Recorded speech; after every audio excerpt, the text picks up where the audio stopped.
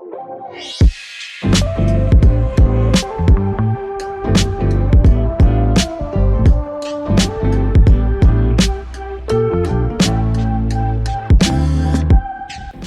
back to Soul Podcasting Collective. I'm Demetria, and if you've been following along in this series, you know that I've been podcasting since 2005.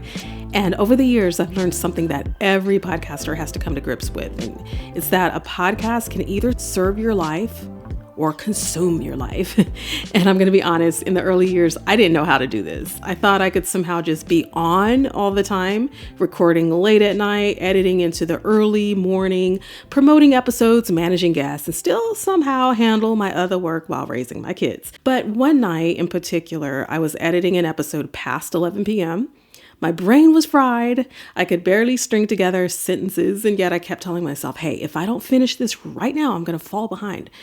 The next morning, of course, I woke up exhausted. I wasn't fully present for my own family. I skipped my workout. I barely had energy to reply to emails. And in the moment, I realized, hey, my podcast is running me and not the other way around.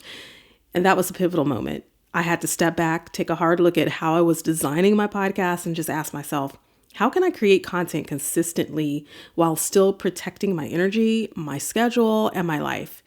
So today we're going to talk about exactly that, how to design a podcast that supports your life instead of controlling it, and how to create a workflow, boundaries, and habits that allow you to show up fully, creatively, emotionally, and strategically.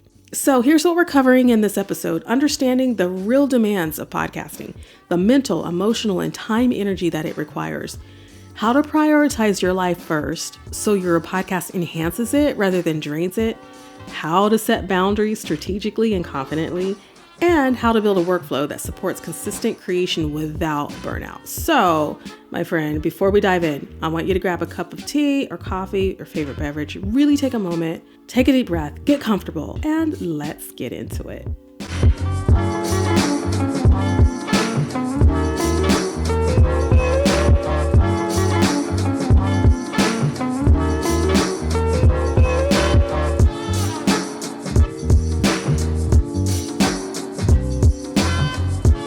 Let's first talk about the demands of podcasting, and I mentioned this in a previous episode, but podcasting could look deceptively simple. On the surface, you might think, hey, I just record an episode, maybe do a little editing and post it, but behind every polished episode is a mountain of invisible work that touches every corner of your life.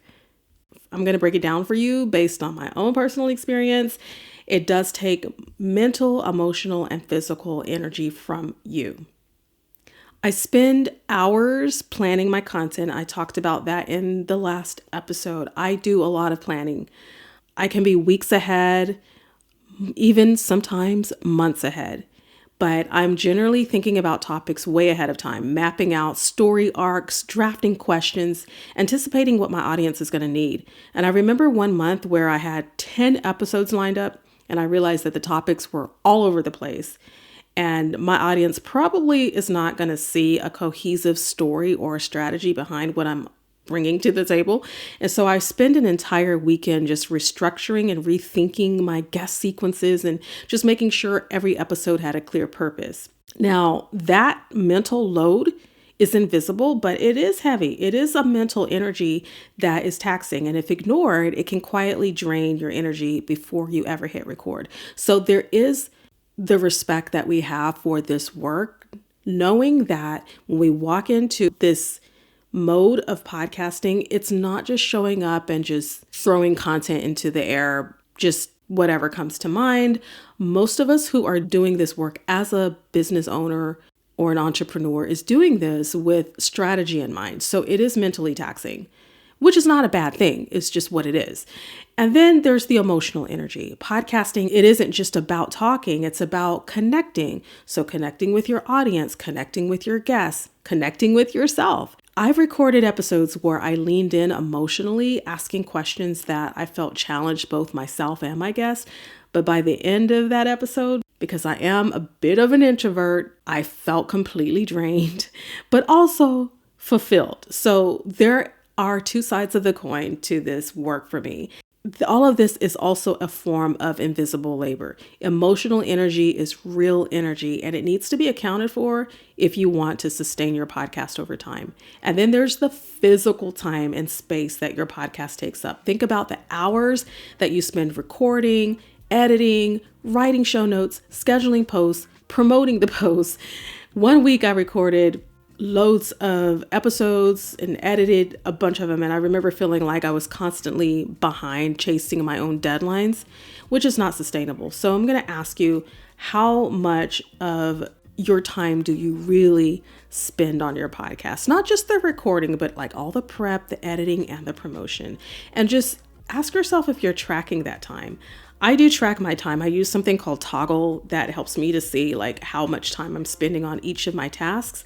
I like to keep that for personal gain. I know it's great for your clients, but I use it for myself personally just to see how much time I'm spending on each of my tasks throughout the week. And I spend a lot of time on my own podcasts and editing them, promoting them, and just getting ready for my episodes. So this way, keeping track of my time, I can see how much of it is kind of going towards things that could be minimized. And it also helps me when I'm working on a client, or maybe I'm doing an edit for someone else. Then I can see how much time needs to be spent. So when I charge for my editing services, I'm able to say it's going to take me X amount of time to edit your 45-minute episode, because I already know just from having done this so often how long it takes to do a video edit versus an audio edit. And, that's helpful to know. From my own podcast, I'm not just doing editing, but I'm also planning and prepping and researching. So I like to keep track of the physical time and space that podcasting takes for me. Again, this episode is about designing a podcast that respects your life. And so in order to respect my time as a multifaceted solopreneur and just woman of many creative interests, I have to keep track of what I'm doing in my business versus what I'm doing in my personal life. All right, so how about we start prioritizing our lives and not just our podcasts, right? One of the most important lessons that I've learned is that your life comes first and your podcast should serve your life and not consume it. So here's how I personally approach podcasting. I schedule my recordings around peak energy. I think I may have mentioned this in an episode, maybe right before Christmas. And I was talking about, as a woman, what it means to work my business lifestyle around my cycles. And that's important to me because peak energy gives me loads of ammunition, I guess. I don't know if that's the right word, but it gives me what I need to launch me into completing my tasks. It gives me that extra boost that I need to fulfill my goals and to check everything off. So I like to schedule recordings around my peak energy. I don't record late at night anymore. I quit doing that a while back. I don't record, usually I don't work past 5 p.m. I try my best to stay away from anything work related past 5 if I can help it. I've learned that my focus and creativity are highest in the mornings. So if I try to record when I'm tired or when I'm in pain because, hashtag woman life, and also I'm in that stage called perimenopause where I never know what's going on with my body. So right now I try to be really careful about crafting a lifestyle of business around my own personal needs. So again, I'm not recording when I'm tired, because if I do, my episodes are going to feel flat and editing is going to take a whole lot longer, and then the stress just multiplies. And then I like to batch record. I batch episodes in one session. I'll spend a morning recording 3 to 5 episodes, and then in another session, I'll focus on editing. And this prevents the constant feeling of chasing deadlines, and it gives my brain space to breathe. Believe it or not, batching everything that is a common type of task together actually gives my brain the space to separate tasks into categories and allows me to work at a faster pace. So I'm not sure if that's how everybody's brain works, but it may be backed up by science. I'm not sure. I just know that's what works for me. And it's been doing really well for me so far. So this is how I work, doing all my recordings first and then my edits and then publishing. Usually after my edits, I tend to go straight into the publishing mode and get everything scheduled out. And then I prioritize personal time first. So I schedule my workouts, my family time, my self-care before any of my podcast work, if I can. If it's something that is reachable for me, if my husband is home, if he's working from home that day, then maybe we'll go on a walk together. Maybe we'll go out for breakfast or we'll do something together. And so that's my family time with him after we take our daughter to school. And then, of course, I have my own self-care routines, and I try to schedule that first, my faith life, the things that I do to manage my own relationship with God. So my personal time and my care time for my spiritual life. I do my workout, which is basically Pilates. I drink my water. I do my collagen, all of the stuff that I do before I'm hopping into podcasting. It might seem counterintuitive. You might be asking, well, what about my audience? Shouldn't I prioritize them? Yeah, you should, but you should prioritize yourself first because showing up fully requires protecting your energy. I remember a season where I was tempted to prioritize my audiences first. I had a lot of brands that I was working on, and one of them was for the homeschool family. And so I was doing a lot with brand deals and working kind of as an influencer in the homeschool space. I would sometimes overcommit, sometimes record late into the evening, skipped a few meals, neglected my rest. By midweek, I was exhausted, unfocused, and my audience could very likely sense it because I was just kind of, handling all the plates and just trying not to drop one. But once I started prioritizing my life first, and this came after a little maturity, a little growing up and realizing what's important in my life, that's when I think my podcasting and all the other things in life for me have begun to improve. Not just podcasting, but every other aspect of my life is improving because I'm realizing the importance that rest and prioritization of my own space matters. So the energy in my voice is brighter when I am well rested. My interviews are sharper when I'm clear, and I feel more present for my audience. So take a moment and ask yourself, are you designing your podcast around your life, or are you adjusting your life around your podcast? Now let's get into boundaries. Boundaries are essential, and without them, you're going to burn out. I promise. I'm sorry to promise that, but I promise that. There are a few boundaries you'll want to look at. Your time, your guests, if you plan to interview people, and your scope. So let's talk about your time boundaries. Decide how many hours per week you can realistically dedicate to podcasting and stick to it. Overcommitting only leads to mistakes and stress. I schedule no more than 10 to 12 hours of podcast work per week, including the prep, the recording, the editing, and the promotion. Now, it never takes me 10 hours. Okay, I'm just going to tell you that right now. It doesn't take me 10 hours, but I schedule it in anyway, just in case I want to use that extra time for a little extra research. And also, I'm not just working on my podcasting, so I could use that 10 hours to work on my podcast business. So outside of my editing, outside of my planning a podcast episode, I'm also working on a podcast course. And all of that is the time that I allot for myself to work on my podcasting business.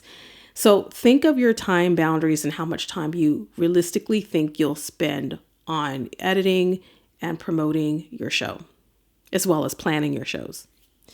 Now, the next boundary would be your guests. If you plan to have guests on your show, I schedule interviews just when it works for me, right? So I have a calendar. Some of you might be using Calendly. I started with Calendly. I'm actually using HoneyBook right now because it's got an integrated calendar system inside of it. And so I go ahead and map out the days that I know that I can realistically do interviews and make them available for my guests so they can automatically book the time they need with me. If a guest requests a time that conflicts with my schedule or energy level, I'm going to have to politely decline or reschedule that. So that's why I plan my schedule before they book that time. So the only time that's available for them to select is what's on my calendar. But if I have to say no to an interview, that's uncomfortable at first, but sometimes it's necessary for sustainability. So I will ask for a reschedule of another time if it's conflicting with my energy level or it's just not good for me. But like I said earlier, that generally doesn't happen because they're only selecting a time on my calendar that shows my availability. So it kind of saves us time from going back and forth in emails. And then lastly, scope boundaries. So the scope of your podcast, define what your podcast is going to cover and what it does not cover. I had to be very, very specific and clear about my homeschool podcast, especially in 2025. As I was beginning to wrap up that show, I wanted to be very clear who it was for, who it was not, what it was about, what it was not about. Right. And to me, that was very important because I saw a lot of the content for the homeschool community, especially that in a faith-based environment, kind of going a little bit haywire for me. It was getting skewed. And I wanted to make sure that my content was not getting confused with maybe other types of content under that same category. And I wanted to just be very clear that this is not political. This is not, we're not doing that. This is for homeschool families of faith, but there are some boundaries, and I had to just be very clear about who my audience is and isn't. And that way, whenever I showed up with an episode that year, it was very clear to those who were not interested in anything that maybe didn't fit their personal beliefs, they could move right along, and then I wouldn't have to worry about them being confused. And so I wanted to make very clear what my show was for, and that I definitely didn't plan for my podcast to be something that catered to a political stance that I'm definitely not representative of. So I had to just, make it obvious through several episodes of explaining what I am and what we're doing versus what we're not doing. That way we are attracting the right kind of audience. And I understood that could be very confusing for those who think that in that particular space that homeschooling looks and feels a certain way. And then they get there and realize, oh, wait, she's not about that. And she's not speaking our language. So defining the scope of that podcast, even though I was already 13 years into the show, still was important to me, especially with all the political upheaval and things going on in the world today. I had to be very clear about it. And it just made for a freer experience for me and anybody listening who wanted to glean from the advice without the fear of what is this about, and so that's what I had to do for that show. And the other part of the scope is focusing on recording, editing, promoting, outsourcing if you need it. I actually have someone that can handle my graphics and basic things that I need done for podcast cover art. That frees my hours for strategy and creative work where I don't have to do graphics. Boundaries are also emotional work. I had to practice saying no without guilt. At first, it feels selfish when you're used to saying yes to everyone and being a people pleaser. But over time, I realized that protecting my energy allowed me to show up fully and deliver better episodes and enjoy the process. So let's talk about building a workflow that supports you. A workflow is your lifeline. So my approach is planning my episodes weeks in advance. 4 to 6 weeks. I'm ahead of it because I know that's what I need for my podcast to work and function the way it should. Knowing what's coming up prevents scrambling and ensures that my content aligns with my strategy. I batch my work, like I said, prepping multiple episodes in one sitting, record in another, edit in another. That reduces my mental fatigue.